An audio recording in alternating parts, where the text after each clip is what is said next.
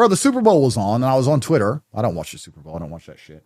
And I was on Twitter, and I was watching all the bombings in Gaza. I was like, bro, they're literally killing kids. And this isn't about Palestine, Israel, 1947. Cool, that's a long and detailed argument. They are killing children with bombs. I have a kid that age. Yeah. I see a kid missing her arm, a little girl the same age as my daughter. And I look on Twitter, and it's just Super Bowl. It's like these people deserve the slavery they have. I guess one of the things that happens when you sacrifice your own life, which to a degree I have, to try and wake people up, you get a huge degree of satisfaction for the people who understand and see the truth. And you're going to see, as big as you are now, as you get bigger, all the people who come up to you and say, you've helped me. It makes you feel amazing. But there's also a huge degree of resentment for the people who ignore you. I can't, part of you is like, are you out of your mind? I'm here trying to warn you that the ship is on fire and you're obsessed with the Super Bowl. You're just going to perish. And it's not because you are arrogant and want to be listened to. It's not because you're philanthropic and you really want to save their lives. It's not that. It's because these people who ignore you, who buy into the Matrix programming, are the ones they use to attack you with. What do they say in the Matrix? Anyone who's not unplugged can become an agent at any time. It's exactly that. The people who are not unplugged, the people who are still sitting there watching the Super Bowl and absorbing all the garbage are the exact ones who, when the MSM says something bad about you, repeat it. They're literally your enemies.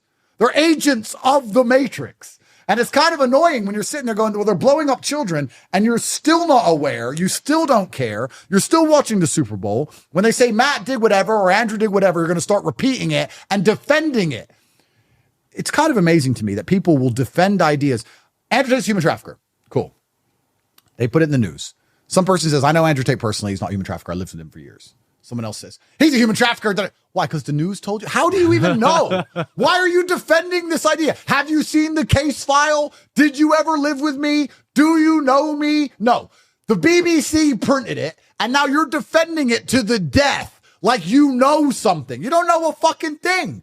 And they're going to sit there and go, oh, but the BBC said, take the vaccine, dummy. Wake up. Why are you defending this idea? You don't even have any skin in the game. That's why when I see people who ignore the things we say, I'm not like, oh, I really want to help him. I don't give a shit. If you're an idiot, stay an idiot. It's, you're on their team. You're genuinely the enemy of free thought and sovereignty and individualism. You're the kind of people who are going to march us into the concentration camp thinking you're doing the right thing because you can't think for yourself. Bro, I would love if I had power of God. Let's say I was God for a day or I was a ghost. I would go up into the sky and I would find all of the people who screamed at others to wear masks. And I'd put them all in a room. And I'd say, 2 years ago, you were walking around screaming at your fellow man to wear a mask. You're no longer wearing a mask. Neither is anyone else. Have you even for a fraction of a second felt shame?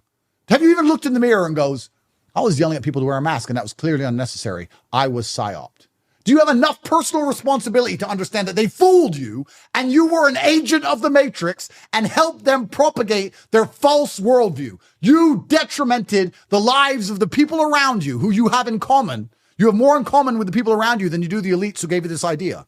You damaged their lives running around like a banshee being an idiot. Have any of these people even looked in the mirror and felt guilty? No. None of them even feel shame. They're just walking around now, normal, waiting for the next thing. They haven't even sat there and goes, I was a fool and I helped the Matrix get everyone locked in their houses. They don't even have any personal responsibility, no shame, no guilt, no honor, nothing. These are the people who would take the 50M. They don't give a fuck. They'll say whatever they're told. Give me the 50M. Yeah, transgenderism's great. Yeah, I'll put a wig on. Honorless, empty people.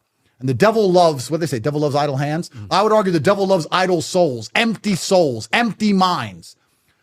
If I could find all of the people, I'm not a violent man. I'm capable, but I'm a nice man. If I could find the 3 or 4 people who tried to yell at me to wear a mask right now in the world, I might slap them in the face. I might go up to them and say, you don't remember me, but 2.5 years ago in the gas station, you told me to put a mask on. Bam. Because you're an idiot. They're idiots. And it's scary that this many people are walking through the earth just waiting for the next program to be injected into their mind so they can come and attack you and me and their fellow man. They're not going to attack the elites. They're going to be told something by the elites and attack us.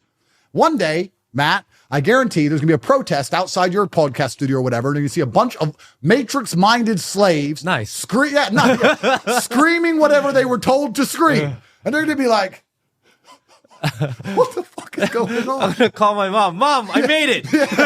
You know? I'll be arrested soon. They're here. It happened. Crazy.